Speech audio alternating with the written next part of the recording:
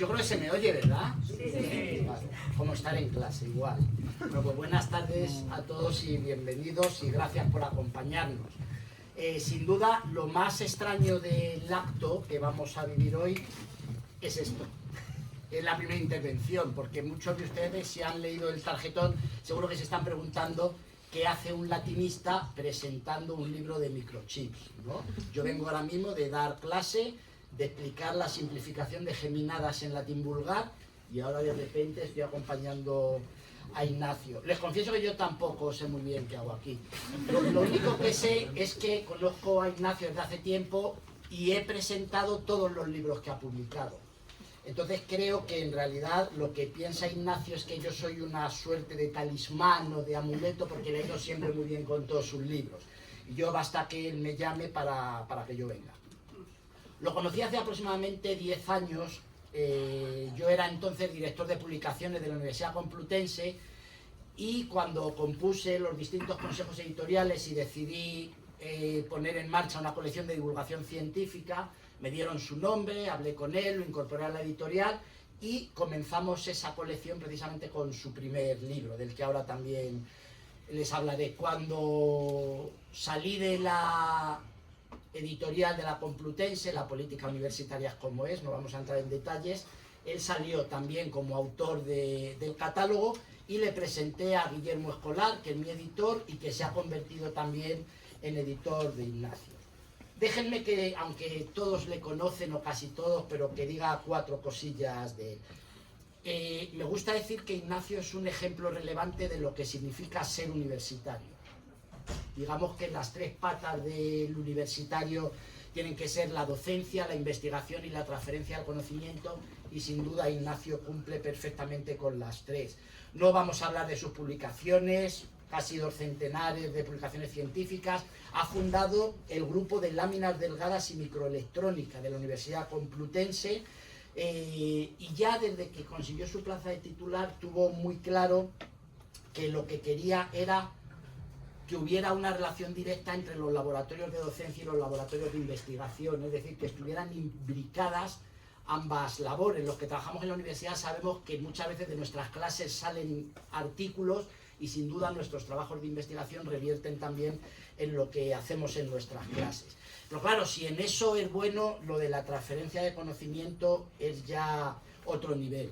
No solo transferencia a la industria, porque tiene alguna patente, sino sobre todo transferencia a la sociedad.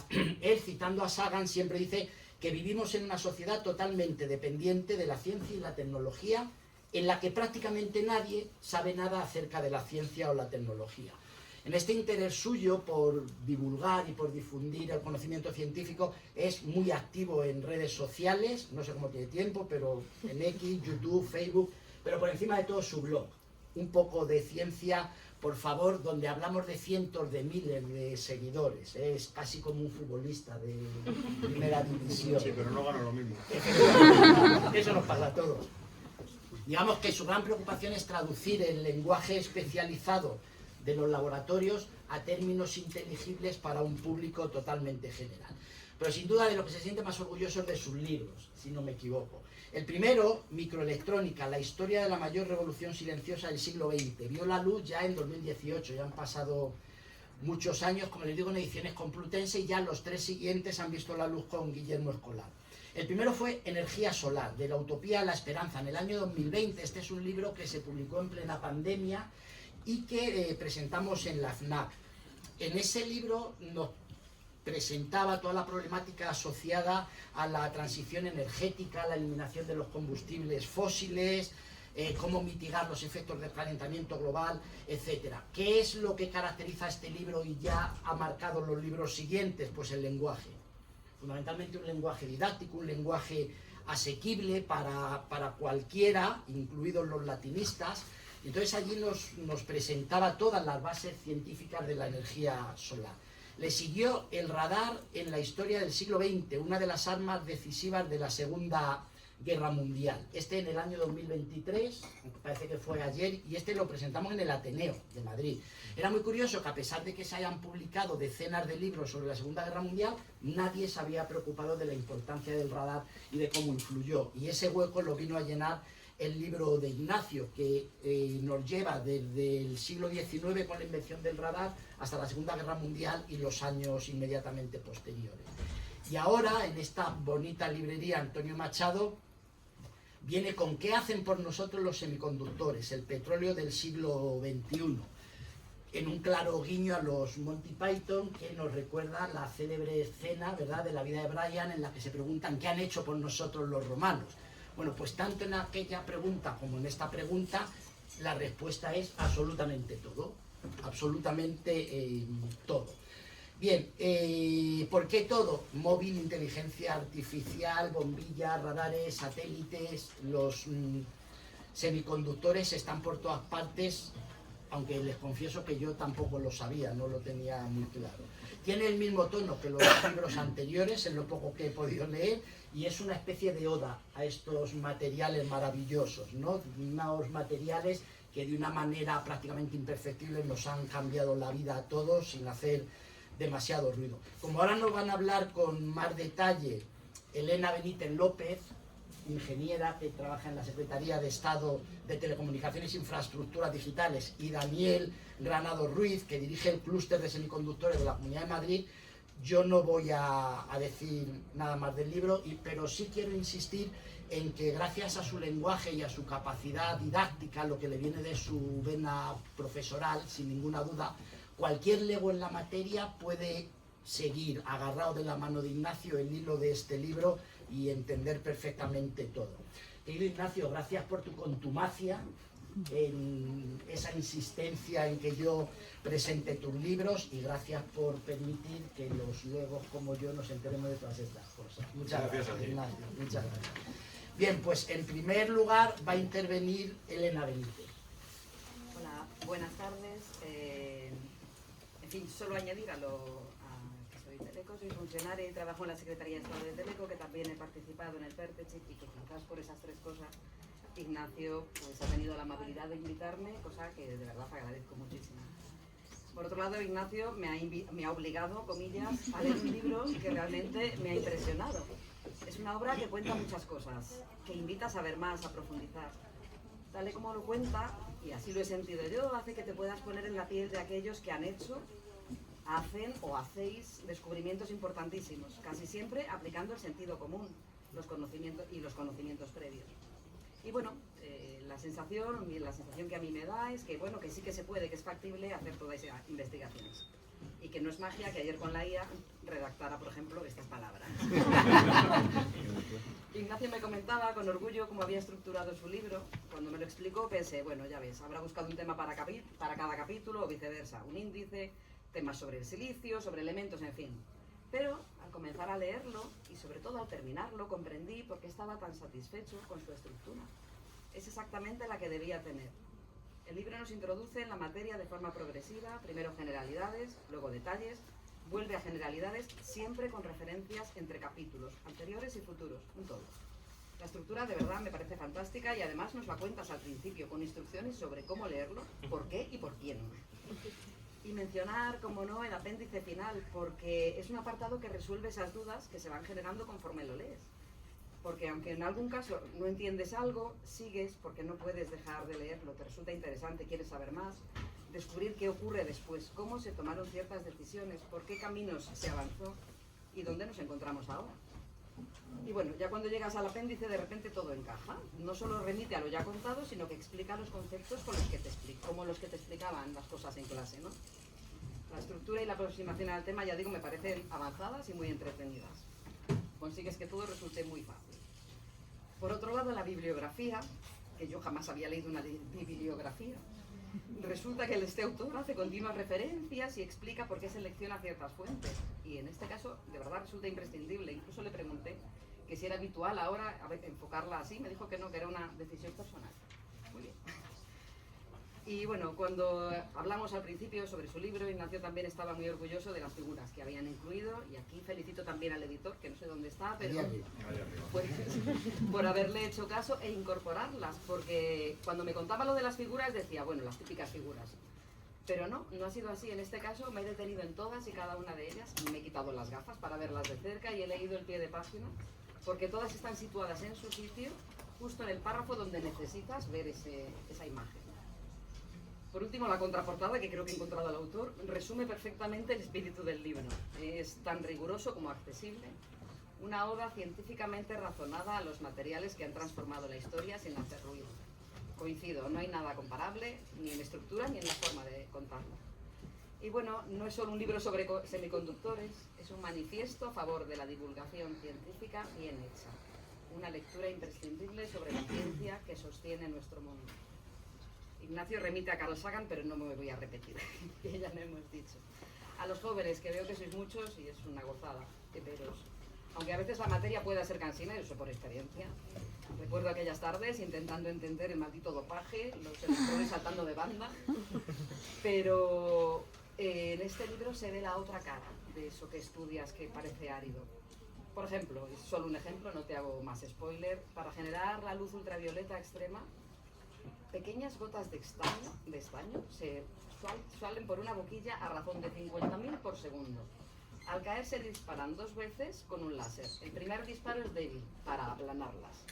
Y el segundo disparo lleva mucha más energía y convierte instantáneamente esa gota en un plasma emisor de luz ultravioleta extrema. No sigo por no hacer spoiler, pero me parece fantástico saber que eso se hace. Incluso, ya digo, a quienes hemos estudiado algo sobre estos temas, nos impresiona leerlo. Por otro lado, hoy en día se habla constantemente, por lo menos en mi trabajo, de la I+D+I, la investigación, el desarrollo, la innovación, bueno, tanto que a veces no somos capaces de visualizar qué demonios se quiere decir con eso. Pues bien, si hay un sector en el que estas actividades se han materializado, es en el de los semiconductores. Y de esto va este libro, nos lo cuenta. Nos habla de cómo se hace la microelectrónica, de los rayos láser, y también de toda la geopolítica alrededor de los chips. La increíble vida de un chip, de un país para otro según en qué fase, tremendo. En fin, en sus páginas conocemos a quienes han hecho posible la calidad de vida que disfrutamos. Nunca antes la humanidad había contado con tantos adelantos. Y esto no ha hecho más que empezar, y esto está en las manos de casi todos vosotros que sois los jóvenes. Y bueno, yo que vosotros regalaría alguno de estos libros, es decir, compraría más de uno. Magnífica idea. Y ya digo, porque aquí se cuenta, y es verdad que no es magia, que podamos usar la energía del sol con un poquito de arena pulida, poco más. O que podamos ver el fútbol en nuestras manos. Muchas gracias y enhorabuena, Ignacio. Muchas gracias a ti.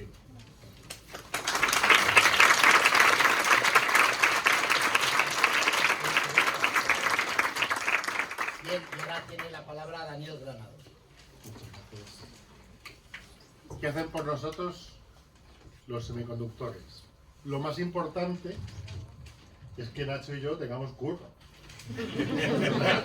Y luego ya todo lo demás, ¿vale? Pero lo más importante es que Ignacio haya dedicado 40 años de su vida, y como dices en la introducción en el prólogo, en lo personal y en lo profesional, ¿no?, a estudiarlos, a comprenderlos, y ahora pues a divulgarlos también, ¿no? Así que eso es quizás lo más importante. Ignacio y yo nos conocemos de hace relativamente poco personalmente, aunque hace mucho, porque yo le llevo siguiendo muchos años, y es eso que tienes amigos en común, que a los dos nos hablan al uno del otro, ¿no? Y entonces este verano le invité a dar un curso en los cursos de verano de la Complutense en el Escorial, que está en YouTube, así que podéis ver a Ignacio. No solamente lo vais a poder leer cuando compréis el libro, por supuesto, ¿vale?, sino que además lo vais a poder ver en YouTube, ¿vale? Y la verdad que me encantó la charla que dio, y yo ya sabía que me iba a gustar porque la llevo siguiendo hace muchos años, porque es una persona que hace algo que es extremadamente difícil, que es coger algo tan extremadamente complejo como es el mundo de los semiconductores y ponerlo en un libro para que todo el mundo lo pueda comprender. Y eso es muy difícil de hacer. Los semiconductores, hablamos aquí, ¿no?, dice el petróleo del siglo XX, del XXI incluso. Pero es que no deberíamos quedarnos ahí, porque cuando te quedas sin gasolina en el coche, todos los sitios puedes seguir yendo caminando. Y para caminar necesitas respirar, ¿no? Y ahí el aire es, lo vemos, pero todos sabemos que en el aire hay oxígeno, y que gracias al oxígeno pues podemos respirar. Y lo dice muy bien Ignacio en el capítulo 2. No nos damos cuenta, y lo ha dicho también Antonio ahora en la introducción, los semiconductores han sido invisibles durante 80 años. Y es una grandísima desgracia para la sociedad que algo tan importante para nuestras vidas como es respirar el oxígeno y el aire sea totalmente invisible. Entonces, cuando me propusiste si quería venir aquí, dije, por supuesto, porque creo que lo más importante que podemos hacer hoy en día con este tema es darlo a conocer.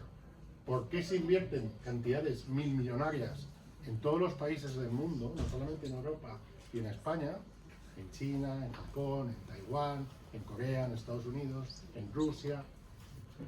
Porque esto es algo que es como respirar. Si no tenemos semiconductores, nuestra vida se termina. Volvemos a la edad de piedra, mucho antes que los romanos, ¿eh? No haríamos nada sin semiconductores hoy en día. Nada de los que os podéis imaginar, lo cuenta muy bien Ignacio en el libro, podría existir. Ni la salud que tenemos, ni la sociedad de bienestar que tenemos, ni la democracia que tenemos, nada de eso sería posible si no hubiera semiconductores. Por eso es tan importante que compréis el libro, que os lo leáis y que por favor, que sobre todo que lo deis a conocer, porque tan importante como el oxígeno del aire son los semiconductores que habilitan todo lo que tenemos hoy en día. Y ha habido una cosa, yo no voy a poner técnico porque para eso está Ignacio, que nos lo va a contar ahora más en detalle, pero si ha habido una cosa, se nota que conoce bien a sus lectores, ¿no? Que ya lleva 4 libros, y claro, él sabe que muchos de nosotros no nos vamos a leer el libro de cabo a cabo, ¿no? Porque, claro, es un tema potente. Primera novedad. Y entonces ha hecho, yo cuando era joven, más joven que ahora, quiero decir, existían unos libros que eran Elige tu propia aventura, ¿no os acordáis? ¿No? Entonces, si quieres ser un mago, un aprendiz de mago, vete al capítulo, a la página 127. Pero si quieres ser un conductor de dragones, vete a la página 10, ¿no? Pues esto es un poco lo mismo. Es un libro que está estructurado de tal manera que puedes leer los capítulos de manera totalmente independiente y ir saltando de uno a otro en función del interés que vas teniendo, ¿no? Y eso también es muy difícil de hacer, ¿no? Porque al final te queda una especie de memento y te cuesta entenderlo si no. Pero aquí lo puedes hacer, ¿no? Y la verdad que solo tengo palabras de felicitación y de agradecimiento por dejarme acompañarte, ¿no? En un día tan importante. Y solo pediros un poco, redundando lo que Elena decía, que compréis más de uno y que lo deis a conocer, ¿no? Porque sin semiconductores, pues nuestras vidas no serían las que son. Y nada más, Ignacio, un placer. Muchas gracias, Daniel.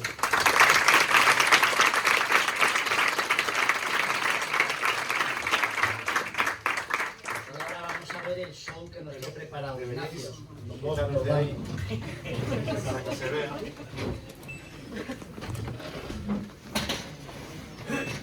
Pero coger unas sillas. No.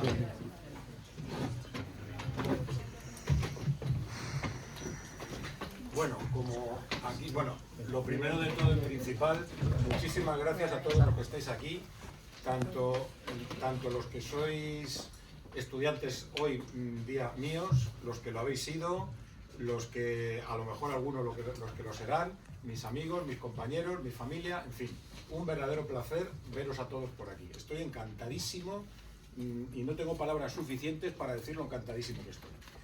Entonces, yo lo que voy a hacer ahora, pues es un pequeño show.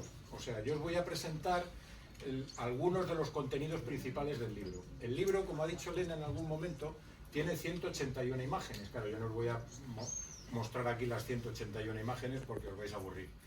He seleccionado algunas que van a permitirme ilustrar en unos 15, 16, 17 minutos los contenidos principales del libro. Los que me conocéis de clase sabéis que todas las presentaciones que hago tienen un numerito de diapositiva, con lo cual vais a saber en todo momento en qué diapositiva estoy. Y os podéis imaginar lo que os espera todavía, cuánto os queda, si os queda mucho, poco o regular. ¿Vale? Bueno, entonces, entrando en detalles, el libro, ahí tenéis la portada. Por cierto, esta es una portada que me parece fantástica. Esta es una portada que yo debo decir que se la encomendé a una IA. Le dije a una IA, le di unas cuantas instrucciones y me sacó esto a la primera, no tuve que hacer ninguna corrección. Y me pareció fantástica. Con lo cual, esto es lo único que hay hecho con IA en este libro, que quede claro. Y lo digo en algún momento en el texto. Bueno. El libro, como ya se ha dicho en algún momento, lo concreto ahora, tiene un prólogo, tiene 15 capítulos y tiene un apéndice. Y a lo largo del texto os vais a encontrar con 5 tablas, con 181 figuras y con algo que ha mencionado Elena, con las referencias, que son 145, y algo que es una verdadera joya. Las 21 lecturas de premio Nobel de los 21 científicos que hasta la fecha han recibido el premio Nobel de Física por su trabajo en semiconductores. Ahí podéis encontrar el enlace para descargaros el vídeo, el PDF, lo que queráis. De verdad, si accedéis al libro, os recomiendo vivísimamente que veáis eso, porque es una verdadera joya. Bueno, semiconductores. Claro, algunos de los que estáis aquí estáis hartos de oírme decir semiconductores, pero otros tal vez no. Entonces, ¿qué es eso de semiconductores? Claro, así para los profanos igual suena raro, pero si empezáis a echar un vistazo a la prensa generalista, pues os vais a encontrar nombres que os van a resultar muy familiares, ¿no? Pues Intel, Nvidia está por todas partes. O sea, Nvidia es una cosa alucinante en estos tiempos. Pero no solo, porque si seguís, a lo mejor os encontráis a Donald Trump, porque a Donald Trump también le interesa mucho esto de los semiconductores. Y también le interesa mucho a China. O sea que de lo que estamos hablando son de cosas que tienen que ver con algo que es global en los tiempos que corren.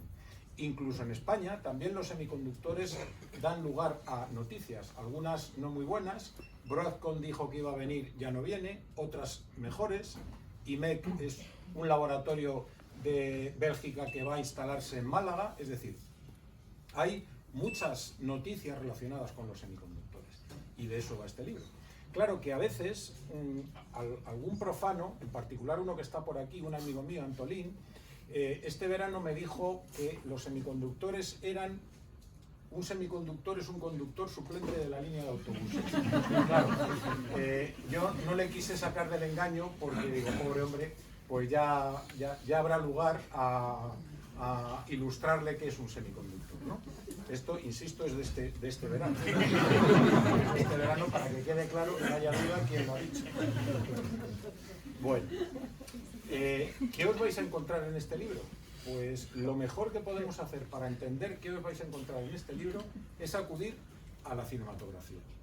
Por cierto, en esta presentación vamos a acudir varias veces a la cinematografía. Entonces, lo primero que vamos a hacer es encontrarnos con esto que vais a ver ahí. Y a cambio, los romanos, ¿qué nos han dado?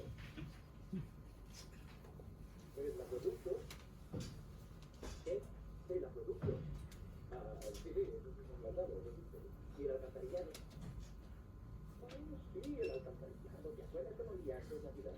Sí, de acuerdo. Reconozco que el acueducto y el alcantarillado los han dado los romanos. ¿Y las carreteras?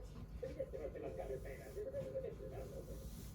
Pero aparte del alcantarillado, el acueducto, las carreteras, la irrigación, la sanidad, la enseñanza, de acuerdo, y el vino. Sí, eso sí que lo vamos a echar de menos que van a demandar, los baños públicos. Y ahora se puede salir de noche sin pedir el orden. Sí, ¿sabes cómo imponer la ley del orden? La verdad es que son los únicos que han sabido imponerla. Bueno, pero aparte del alcantarillado, la sanidad, la enseñanza, el vino, el orden público, la irrigación, las carreteras y los baños públicos, ¿qué han hecho los romanos por nosotros? Nos han dado la paz. La paz que te folle. Bueno, pues esto ilustra el contenido de este libro. Es decir, si cambiáis la palabra romano por la palabra semiconductor, aquí tenéis la clave del libro. Los semiconductores nos lo han dado, como ya he dicho en algún momento antes Daniel, prácticamente todo de lo que pertenece a nuestra vida cotidiana. Esa es la idea que os vais a encontrar en este libro. Bien. Entonces, el libro está organizado en un prólogo, un primer capítulo que se dice están por todas partes, para que no quede duda de que están por todas partes. El petróleo del siglo XXI se desgaja en dos bloques, uno que se dedica al silicio, que tiene 7 capítulos, y otro que se dedica a los semiconductores compuestos, con 5. Todo eso confluye al final en un capítulo en el cual analizo la industria de los semiconductores, a la cual luego le voy a dedicar un poquito, un epílogo, un apéndice y una bibliografía. Esa es un poco la estructura global del libro. Lo que voy a contaros es algunos contenidos de algunos capítulos, no voy a entrar en detalles de todos, simplemente de algunas pinceladas. Entonces, por ejemplo, lo de están por todas partes. ¿Cómo que están por todas partes? Claro, pues pensado por un momento en cómo es la vida cotidiana de un ciudadano normal y corriente que trabaja en un banco, por ejemplo, o en una oficina, o en algún sitio sitio que tenga que ver con el sector de los servicios. Y recorramos el día que hace desde que se levanta hasta que se acuesta. Pues se va a despertar con el teléfono móvil, naturalmente, va a escuchar música o va a ver algún vídeo de sus influencers favoritos. Por cierto, al final va a haber alguna reseña de alguna influencer. Va a calentar el desayuno, la luz de su casa tendrá bombillas LED, cuando salga a la calle verá bombillas LED en todos los semáforos habidos y por haber, verá carteles luminosos llenos de bombillas LED por todas partes, tendrá un coche que por supuesto tendrá infinidad de indicadores luminosos hechos con bombillas LED, en el trabajo tendrá un ordenador de torre o portátil que trabajará con semiconductores, seguramente viajará, irá en AVE, irá en avión, el tráfico aéreo lo controlará un radar, cuando vuelva a su casa manejará infinidad de artilugios, de lavadoras, televisiones, etcétera, mandos a distancia. Todos y cada uno de ellos necesitan de los semiconductores para funcionar. Luego, claro que están por todas partes. Muy bien, eso es en el capítulo 1. Me salto al capítulo 4. Y la pregunta es, ¿y qué vais a ver en el capítulo 4? Pues ahí vamos a acudir de nuevo al cine, a ver lo que nos dice el cine.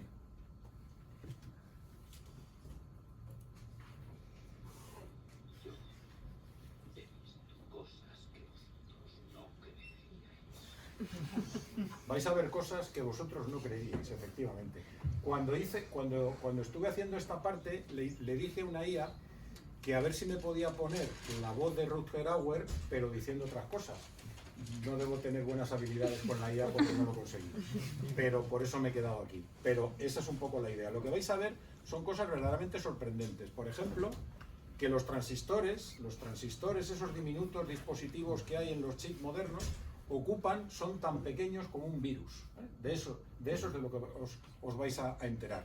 Y eso lo vais a ver en el capítulo 4, y en el capítulo 5 y en el capítulo 6 vais a entender cómo se fabrica esa maravilla, ese asombro de la tecnología.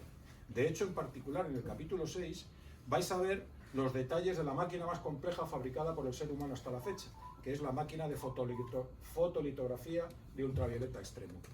Una máquina que cuesta 300 millones de euros. Pues ahí os vais a meter en esa máquina, vais a ver cómo funciona, vais a ver cuáles son sus principios. Algo ha descrito Elena, esas gotitas de estaño que caen, que son golpeadas 2 veces por un láser. Todo eso lo vais a encontrar ahí. Si os vais, claro, aquí hay bastantes estudiantes del máster de energía. Yo de la energía no voy a decir nada. Hay 2 capítulos dedicados a la energía, lo digo por si acaso. Lo que sí voy a contaros es un poco algo que está en boca de todos, porque cuando os compráis un móvil, en lo que casi todos nos fijamos, es en la cámara de fotos, ¿no? ¿Cuántos megapíxeles tiene? ¿Qué fotos hace? Claro, pero nunca os habéis preguntado cómo es la cámara de fotos de un teléfono móvil. Pues ahí lo vais a averiguar. En el capítulo 8 os vais a encontrar que eso son los píxeles. ¡Oh, sorpresa! De hecho, si ampliáis un poco el marco y le colocáis encima las lentes antirreflectantes y demás, esos monticulitos que veis ahí, cada uno de esos es un píxel. De manera que cuando compréis un teléfono que tenga 24 megapíxeles, ya sabéis que tenéis 24 millones de cosas como esas en vuestro teléfono móvil. Eso lo vais a entender en el capítulo 8. Y ahora nos vamos al capítulo 11, que es uno de los que más me gusta, por cierto. Y en el capítulo 11 vamos a tener que acudir de nuevo a la cinematografía, porque en el capítulo 11 aparece el agente 007. A ver, ¿por qué?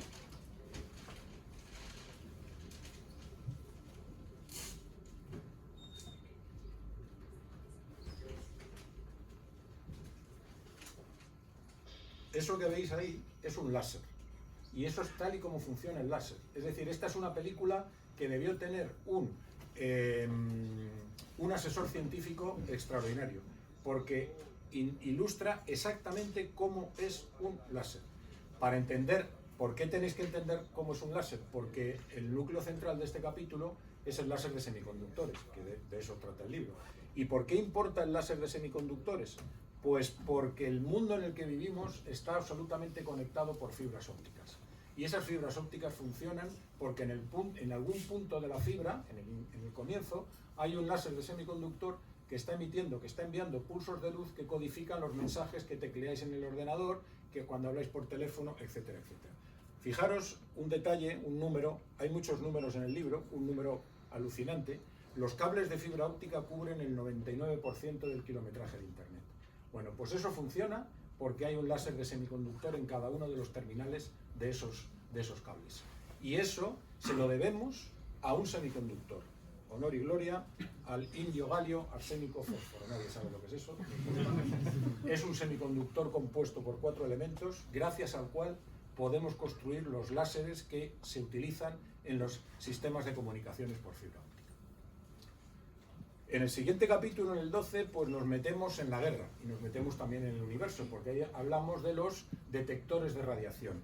Ahí vais a entender cómo funciona un misil, sobre todo uno en particular que se hizo muy tristemente célebre hace poco en la guerra de Ucrania, el misil Javelin, ese que tenéis arriba es el misil Javelin, y esos sistemas funcionan de nuevo también gracias a semiconductores, uno de los cuales algunos de los que estáis aquí esta mañana habéis tenido que sufrir un poco con él, que es el antimoniero de indio. Seguro que os suena el célebre antimoniero de indio. Pues ahí está, ahí se utiliza el antimoniero de indio, en esos detectores. Pero en aplicaciones más pacíficas os vais a encontrar también con semiconductores, ¿dónde? En el telescopio James Webb, porque el James Webb, ese telescopio que nos envía unas imágenes asombrosas del universo, funciona con 4 instrumentos que utilizan semiconductores como detectores. Esos que tenéis ahí, esos son los detectores de los instrumentos del James Webb, y eso se lo debemos al teluro de cadmio y mercurio, otro semiconductor que nadie sabe cuál es, pero que los que estáis este año gozando de mis clases de semiconductores tendréis ocasión de encontraros con él dentro de poco. En el capítulo 14 os vais a encontrar algo que también está muy de moda hoy en día, que es los vehículos eléctricos. Claro, ¿os habéis preguntado alguna vez dónde están los semiconductores en un vehículo eléctrico? Pues el semiconductor que está en el vehículo eléctrico es ese, el carburo de silicio, y está en todos esos sistemas, desde los entretenimientos, las ayudas a la conducción, las baterías de alto voltaje, de bajo voltaje, todo, absolutamente todo el vehículo eléctrico. Un vehículo eléctrico moderno tiene del orden de 3.000 chips dentro, y de esos 3.000 la mitad son de carburo de silicio. Esa es la idea.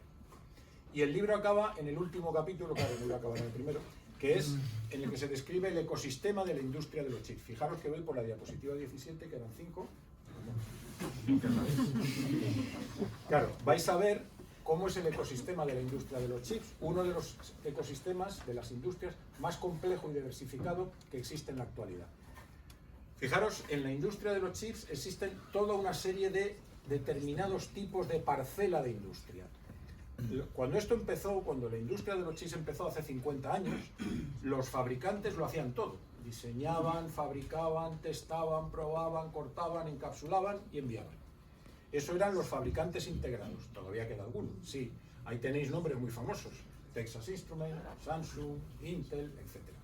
Pero la industria de los chips ha encontrado su éxito en la división del trabajo. De manera que a medida que los costes han empezado a dispararse, lo que la industria ha hecho es dividir el trabajo. De manera que ahora hay industrias que ya no fabrican, solo diseñan, y hay industrias que solo fabrican, no diseñan. Y ahí hay nombres muy famosos, porque en esas que no fabrican, os encontráis a nombres muy célebres. Fijaros, Nvidia, Qualcomm, la manzanita, ¿no? La manzanita, iPhone, AMD, todo eso son fábricas que no tienen fábrica. Es decir, que no fabrican nada. Quien fabrica son los foundries, esos que aparecen ahí. Y en particular hay uno, sobre todo, que domina el panorama por encima de todos los demás. TSMC, Taiwan Semiconductor Manufacturing Company. El sueño eterno del Partido Comunista Chino, porque China desearía, si pudiera tener a Taiwán, tener toda esa industria en sus manos, lógicamente. TSMC es el mayor fabricante de chips avanzados del planeta y nadie es capaz de hacer los chips que hace TSMC, así de simple. Y luego hay que montar y empaquetar y probar. Y eso se hace en industrias que nadie conoce, pero que están todas en el sudeste asiático. Malasia, Singapur, por ahí, en esos sitios. Os vais a meter también en este capítulo en lo que hay dentro de un iPhone, porque claro, cuando uno piensa que si uno se compra un iPhone o cualquier otro teléfono, uno piensa que eso será pues una tarjeta con un chip y poco más. Con un chip. Os vais a encontrar 80 chips. Y cada uno de su padre y de su madre. Si os dais cuenta, los logos que aparecen por ahí son de fabricantes de todo el planeta. Porque los teléfonos móviles, todos los teléfonos móviles, y el Xiaomi, y el Oppo, y el cualquiera en el que penséis, son teléfonos globales. la industria de los chips es una industria global.